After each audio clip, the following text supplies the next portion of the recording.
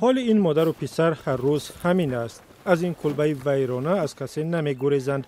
از بس که خانه در ندارد مجبورند از تیریزه بیرون آیند. چی دار خوشرو نبود، در خوشرو نبود، برای محکم کردیم، گفته هوی نشوه، خونم نداره. نیگینا حبیبووا و پسری 6 سالش در این کلبه در دهه چوپان آبادی یاوان زندگی میکنند. مادری تنهاست. کلبه از پدرش میراث مانده است. با ترس و وحشت شب را در آن روز میکنند. اینا باران میزنم هم مجبور میشه این خونه در میدرویه. من چقدر زنده کنم نه چقدر زنده کنم که جانم. در همین جا میخوابند و میپزند و از سرما، باد و باران پنهان میشوند.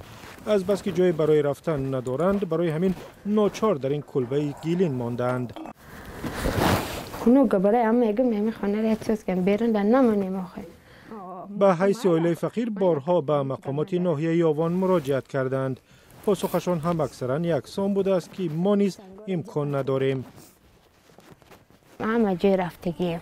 نگفتیم چند پول تایید کن، میگم من نمیتونم. خشت وارد بگه خودشون سوس کرده بود. من نمیتونم خیلی کرده میگه. فیا خالش میگه پول تایید کن و میرم میکنم شهر. در تاجیکستان عین نیگینا حبیبووا صدها و یا شاید هزاران مادری تنهاست که از چشم خبرنگاران دور ماندند. بنا به آمار رسمی 14% اهالی تاجیکستان مثل این مادری تنها قشاقانه زندگی میکنند.